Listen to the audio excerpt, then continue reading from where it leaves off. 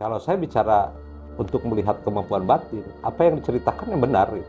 Termasuk ada Raja Jin, bahwa Raja Jin di sana itu dirantai, dirantai sama Abah Haji Daeng sampai sekarang.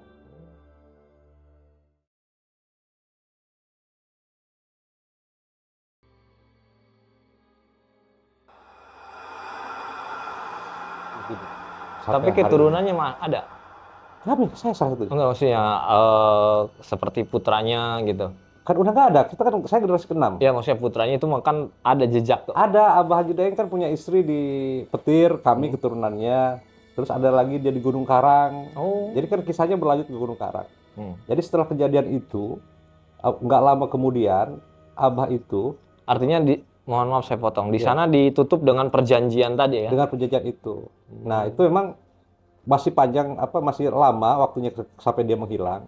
Itu tiap hari ada namanya Nyi Gempor, Jin juga yang diutus oleh Raja Jin. Dia memang punya perjanjian dengan Haji Daeng. Jadi Abah Haji Daeng itu menulis silsilah Jin, Raja Jin. Silsilah Raja Jin? Iya, silsilah Raja Jin dia tulis di kobongnya. Yang informannya ya Nyi Gempor ini gitu, yang ditulis sama Raja. Dia menulis semuanya itu, termasuk raja-raja yang di luar dari ini. Ya, maksudnya di luar Indonesia? Di luar, ini masih bicara Pulau Jawa. Saya tidak tahu ya, karena itu waktu ceritanya dibatasi mungkin sampai kalau di pulau-pulau katanya gitu. Ada yang di pulau-pulau gitu kan, mungkin tempat lain. Dia ceritakan bahwa asalnya keturunan ini ada di sini di Bali, selama ceritakan itu ada. Nah, silsilah ini setelah selesai membuat silsilah, Abah Haji Daeng hilang. Nah, hilang di Bojong Menteng. Hilangnya katanya, yang cerita yang saya terima, dia habis dari sawah, terus duduk di bawah pohon melinjo. Habis itu keesokan hari orang nyari-nyari, Haji Daeng nggak ada, tinggal sangkulnya di situ. Nah bekas meninggalnya sampai sekarang dibikin makam di Bojong Menteng. Itu ceritanya gitu. Dari situ hilang cerita dia. Nah yang celakanya, si tulisan yang Abah Haji Daeng tentang silsilah Raja Jin ini diambil sama Sultan. Sama sahabatnya itu? Sahabatnya itu. Untuk apa itu kira-kira? Karena gini perjanjiannya, siapa yang tahu silsilah Raja Jin, maka dia dianggap bisa menaklukkan. Itu kalau di rumusan sana gitu ya, rumusannya. Akhirnya si Sultan itu memegang itu. Dan keturunannya sampai sekarang mungkin masih jadi kuncen gitu. Jadi dia penyambung antara kebutuhan manusia dengan alam sana, karena di sana kan ada pemujaan, artis juga suka datang ke sana, pejabat apalagi. Jadi tempat-tempat yang begitu gitu. Dan itu prakteknya terus berjalan, tapi Abah Haji Daeng itu setelah hilang di Bojong Menteng, dia muncul di Lawang Taji Gunung Karang. Muncul secara apa nih? Kisah atau kisahnya lagi? Jadi atau memang ada sosok yang sama dengan visualisasi fisik yang sama? Itu udah lama banget, tahunan, udah mungkin di saat manusia sudah ingatannya sudah berkurang tentang Haji Daeng, dia tiba-tiba muncul di Lawang Taji. Gitu. Sebagai seorang kiai. Sebagai seorang kiai yang memberikan pesantren di Lawang Taji juga. Nah, muncul lagi lah cerita Haji Daeng itu. Makanya diyakini tidak meninggal gitu, karena wujudnya sama, orangnya sama, ya seperti itu Haji Daeng. Nah kalau sebelum nanti mungkin kan ada cerita lagi nih, kehidupan Haji Daeng di Gunung Karang nih. Gitu. Kita ke ini, tadi setelah menghilang di mana, di Bojong Menteng di sana, kemudian menghilang. Nah ini kan tidak setelah perjanjian itu tadi, si kitab atau si silsilah Jin itu. Nah kan tadi Kang Cakra bilang bahwa di sana ada pemujaan dan lain-lain. Nah sebetulnya kalau lihat di sana, kalau kebetulan kan saya belum pernah ke sana. Mereka ke sana itu ziarah. Saya 1 kali doang kesana. Atau melakukan ritual atau apa sih kondisi di sana seperti apa? Melakukan ritual memang. Mereka melakukan ritual, dan saya pun hanya 1 kali, karena kita di keluarga diwanti-wanti ya. Kalau belum kuat akidah, kuat iman, jangan sekali-kali keturunan Haji Daeng itu mau ke Gantarawang. Karena takut apa ya gitu. Yang pasti memang akhirnya saya pun dengan kakak saya yang di Petir kesana lah gitu. Tahun berapa ya? 2017 gitu saya kesana. Nah, apa yang Kang Cakra? Ya kalau secara fisik, mata lahir gitu, ya itu hanya perbukitan, banyak pohon, bukit tinggi, gitu. Terus ada danau kecil, ada sungai, gitu. Secara fisik begitu. Tapi kalau hutan biasa lah ya. Hutan biasa, tapi memang auranya terasa. Bagi orang yang mungkin tidak mendalami metafisik pun, hal-hal supernatural pun, pasti akan merasakan auranya. Minimal merinding lah. Iya, memang auranya terasa walaupun di siang hari. Saya waktu jam 2 lah, jam 2 nyampe ke sana. Ya emang auranya beda dengan tempat lain lah intinya gitu. Ada soal ada aura-aura tertentu. Dan itu tidak dihuni oleh masyarakat. Tidak. Ya. Tidak, tapi kalau kita pas ketemu indera kita ya untuk melihat, kakak saya itu kiai, dia juga di Petir. Dia tidak mempunyai kemampuan supernatural. Dia betul-betul pure kiai salafi. Ngajarnya syariat, enggak bicara hal-hal mistik itu dia abaikan. Nah, pada saat itu justru dia melihat orang itu berbondong-bondong katanya, ada yang bawa anak, ngegendong anak, kayak bawa kayu bakar gitu. Seperti perkampungan pada umumnya. Perkampungan aja. Saya juga ketawa sih, karena sampai hampir nggak bisa jalan tuh kakak saya tuh di sana, saking takutnya. Dan dia bilang baru saya percaya begini ada. Itu udah tua dia gitu. Artinya ya seperti itu ya. Apakah halusinasi? Kalau halusinasi kan mungkin hanya untuk 1 orang 2 orang ya. Ini masalahnya banyak orang yang menyaksikan ini. Gitu. Jadi cerita itu mistik banget. Sulit diterima sama akal sehat ya. Tapi memang kenyataannya berkembang sampai hari ini begitu. Dan memang kan keberadaan jin juga kan secara akidah kita bagian dari iman kita. Bagian dari iman kita. Itu memang jin ada itu. Yang iblis memang ada gitu kan. Malaikat ada, itu hal-hal yang di luar dari jangkauan logika dan tidak perlu dilogikakan lah ya. Hal seperti itu terkait iman. Gitu. Masing-masing baik. Masing-masing aja itu gitu. Nah, di sana apakah ketika masuk ke sana gitu, ini bukan saya pengen ke sana, itu ada tadi kan Kang Cakra berbicara ada seorang kuncen di sana. Ketika kita masuk di sana, apakah ada yang menawarkan jasa masuk? Kalau ke kami, karena mungkin mereka tahu keluarga di sana nggak berani. Tapi biasanya ada. Biasanya ada. Saya tanya ke temen yang lain, itu ada artis yang dibawa ke sana. Dulu itu sebelum saya sana, setahun sebelum saya datang ke sana, itu ada sepasang pohon beringin, itu kayak orang berpelukan. Pohon beringin. Di tengah-tengahnya ini ada menhir kecil, itu batu. Ya sekarang saya sebutnya menhir lah gitu, batu. Itu bekas darah di situ. Saya lihat ada bekas minyak, bekas kemenyan yang merah yang itu. Lihat kayak oli gitu. Artinya kan ini praktek sudah lama. Saya nanya tuh ke kuncen, kan dipanggil juga kuncennya. Saya dimarahin sama kita. Saya nanya, kau pakai apa baca di sini? Baca Hadorot siapa aja gitu kan. Hadorotin siapa? Kamu Raja Jin di Hadorotin. Itu kan ya akhirnya ditegor lah gitu. Mudah-mudahan berhenti sih, mudah-mudahan gitu. Tapi kayaknya terus gitu. Karena emang prakteknya tiap tahun banyak orang-orang yang ingin caleg gitu ke sana gitu. Artis yang ingin lanjung ke sana gitu. Katanya. Belum lagi praktek yang pemujaan. Ingin kaya gitu ya. Ke sana.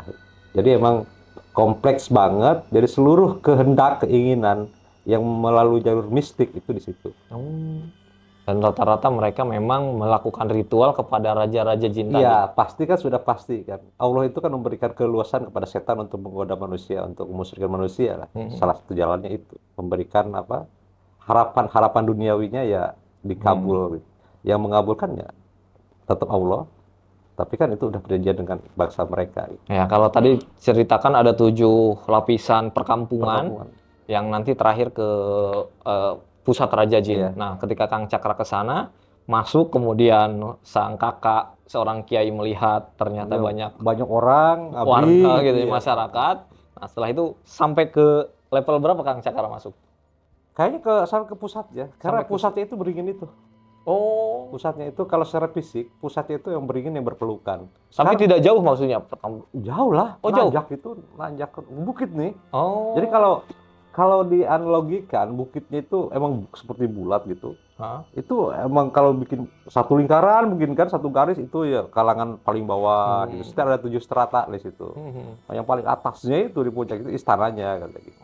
Secara fisik ya bukit. Hutan, banyak pohon bambu, segala macam dia banyak gitu. Cuma secara metafisik, auranya terasa gitu. Memang ada apa yang diceritakan ada 7 lapis itu benar gitu. Dan penduduknya banyak padat. Itu padahal waktu Abah Haji Daeng berantem perang dengan Raja Jin itu bikin separuhnya diusir loh sama Haji Daeng. Populasi kalian udah terlalu banyak di sini, walaupun kamu takluk, usir sebagian. karena udah terlalu banyak populasi kamu. Itu akhirnya itulah awal mula katanya perpindahan jin-jin itu ke tempat-tempat lain. Ada yang tinggal di Pulau Majeti, di mana, akhirnya ada transmigrasi mungkin kan jin itu. Karena emang salah satu isi perjanjiannya supaya mengurangi populasi di sana gitu. Ini pikiran saya agak jauh nih terkait tadi perbukitan yang memang ada 7 tahapan. Ini jangan-jangan kayak Gunung Padang dan lain-lain begitu. Enggak, jadi kalau saya kan agak sering ngerti lah kalau punden itu ya. Ini bukan punden, emang bukit aja memang. Bukit biasa saja. Tidak ada. Jadi ciri-ciri fisiknya memang tidak seperti peninggalan gitu. Bukit biasa. Memang aja. Alam toh ya. Alam toh, tapi memang alamnya terjaga sampai sekarang. Hutannya masih terjaga. Pernah dulu menjadikan TPA tempat sampah. Itu nggak pernah jadi. Katanya kata teman saya yang ngegerakin demo tuh, kami bawa 50 orang Pak, yang datang demo itu sampai ratusan, nggak tahu siapanya sebagian katanya. Ngedukung tuh acara-acara begitu itu. Itu kata teman-teman yang di sana gitu. Artinya memang keterkaitan aktivitas mereka dengan manusia, dengan kita di era sekarang masih gitu. Sering lihat katanya bawa motor, tiba-tiba jebrak sawah kan, ke sawah tuh. Motornya lewat ke sawah ke bukit itu. Orang bawa HP itu udah sampai ke sana. Artinya kemajuan teknologi kayaknya udah diadopsi juga mereka gitu. Jangan-jangan mungkin ada yang nonton acara kita. YouTube-nya Gantarawang. Jangan waduh, Gantarawang nih kan gitu. Nah, kalau di Gantarawang itu tadi ketika sudah sampai sana apa yang Kang Cakra lakukan di sana? Saya karena dulu kan dilarang ya sama kakek saya, almarhum kakek, kalau kamu belum kuat akidah, iman, jangan ke sana. Termasuk kakak saya Kiai itu bilang, saya belum kuat. Enggak Kak Wahana. Karena saya penasaran dari kecil, dicocokin cerita itu, saya pengen tahu Gantarawang kayak apa. Akhirnya memutuskan saya suatu hari ngajak kakak saya ziarah dulu ke Bojong Menteng. Habis itu ya berangkat saya sana sama beliau gitu. Ketemu di jalan itu di Saung mau ke itu kuncen itu gitu. Salah satu kuncen itu. Dan apa yang dilakukan Kang Cakra di dalam? Saya hanya melihat aja betul enggak sih gitu kan. Ya kita gini lah, tiap orang mungkin kemampuan batiniah orang itu sebenarnya ada yang tampak, ada yang ditampakkan. Ada yang disembunyikan gitu. Kalau saya bicara untuk melihat kemampuan batin, apa yang diceritakan yang benar gitu. Termasuk ada Raja Jin, bahwa Raja Jin di sana itu dirantai sama Abah Haji Daeng sampai sekarang. Itu penglihatan secara batiniah Kang Cakra? Secara batiniah ya. Jadi sulit, memang apa yang saya lihat belum tentu dilihat sama orang lain. Tapi apa yang dilihat sama kakak saya, yang abring-abringan itu emang begitu gitu. Nggak nakutin. Kayak orang biasa gitu, orang kampung biasa. Cuma pakaiannya itu kelihatan, kebayanya masih tua gitu. Sarungnya gitu. Laki-lakinya telanjang dada gitu. Kelihatan gitu kalau saya ngelihatnya. Saya samain sama kakak, gini enggak.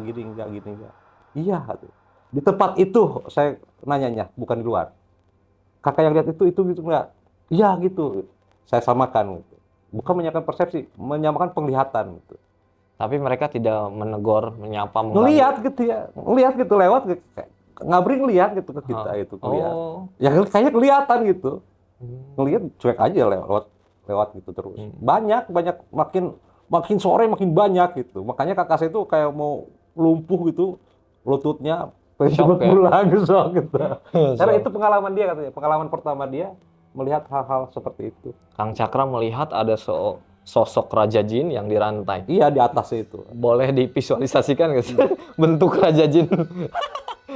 Kalau kayak ini, kayak apa? Emang kayak terduduk, terus orangnya besar gitu, hitam besar, emang agak menyeramkan lah. Tapi kayak sosok manusia gitu, kulitnya legam, gitu. Matanya merah gitu. Emang saya dari pohon beringin itu sih melihatnya. Saya cerita juga ke kakak, makanya dia udah pengen cepet pulang aja gitu. Ya udah, saya kan hanya penasaran. Saya dari kecil memang penasaran hal seperti itu, ingin membuktikan gitu ya. Terutama legenda ini kan sudah turun temurun gitu. Karena saya nanya ke bapak saya, mereka nggak pernah. Kakek pernah ke sana. Dan memang divalidasi seperti itu? Sama validasi. Karena apa? Karena ternyata yang katanya perjanjiannya, sumpah serapahnya Raja Jin, yang bisa ngelepasin dia di penjara itu, di tahanan itu, nanti itu hanya keturunan Haji Daeng. Gitu. Mungkin amanat itu biar kita punya akidah tidak tergoda untuk melepaskan dia. Kayaknya kalau melepasin dia, minta apa aja dikasih. Oh. Gitu. Dikasih tapi umurnya nggak lama. Mengerikan juga ini. Tapi ada satu hal yang menarik. Kita ke Haji Daengnya nih. Haji Daeng bisa melawan Raja Jin begitu ya, yang di konon menurut keterangan Kang Cakra merupakan Raja Jin pertama ya, yang ada turun ke bumi. Yang turun ke bumi malah di sana. Di Pulau Jawa itu terutama ya. Terutama di Pulau Jawa lah. Nyebutnya ke bumi dia bilang. Ya.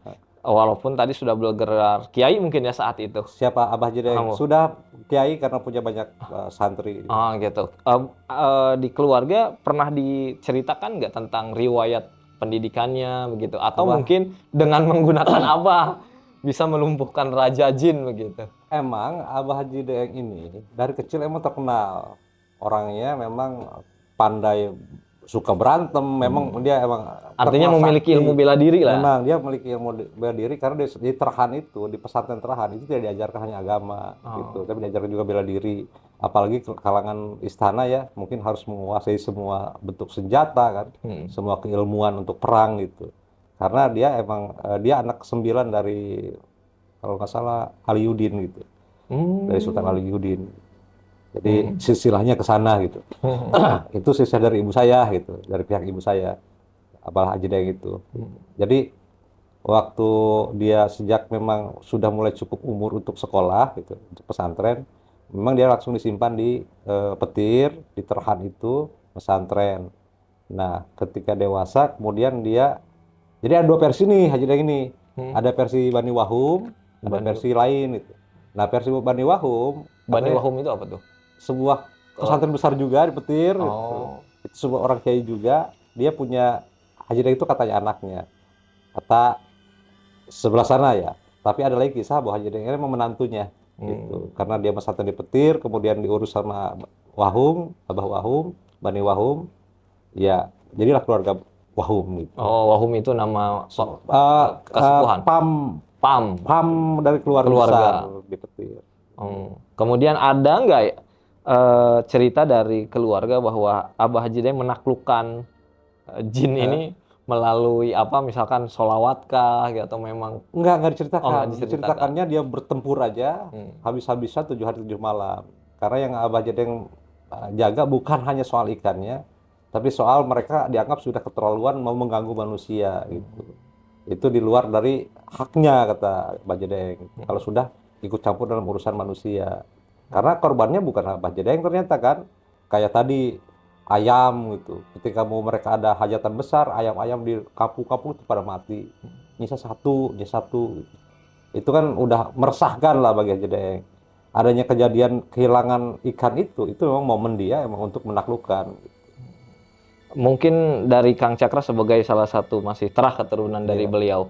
Kan tadi sudah diklarifikasi ya teman-teman bahwa Haji Daeng itu bukan Raja Jin. Dia yang menaklukkan Raja Jin. Dialah yang menaklukkan Raja Jin, dan itu kisah itu kan masih sangat kental di pikiran masyarakat. Sampai sekarang bahkan kan kadang-kadang saya suka, waktu saya KKN di daerah Batu Hideng di Cimanggu di ujung kulon. Itu sampai ngomong hop Haji Daeng gitu. Betul. Masih pakai apa ya? Terus ada ayam mati ku Haji Daeng gitu. Saya waktu itu ngerenung gitu, karena baru kali itu saya dengar langsung kalau cerita-cerita orang nyebutin. Nah itulah saya di saat itu saya mikir saya harus luruskan ini, gitu. Harus mulai luruskan ini, makanya cerita itu saya lengkapin lagi gitu. Cerita-cerita Haji Daeng saya lengkapin lagi legendanya gitu. Karena apa, emang tidak tertulis kan. Gitu. Tapi bagi Kang Cakra sebagai keluarganya, apa sih makna daripada kisah Haji Daeng ini? Ini kan soal maknanya, ini soal akidah. Gitu. Kenapa kami dilarang turunannya ke sana? Supaya katanya kalau jangan sampai kita membebaskan Raja Jin, satu ya, karena emang yang bisa membebaskan itu keturunannya.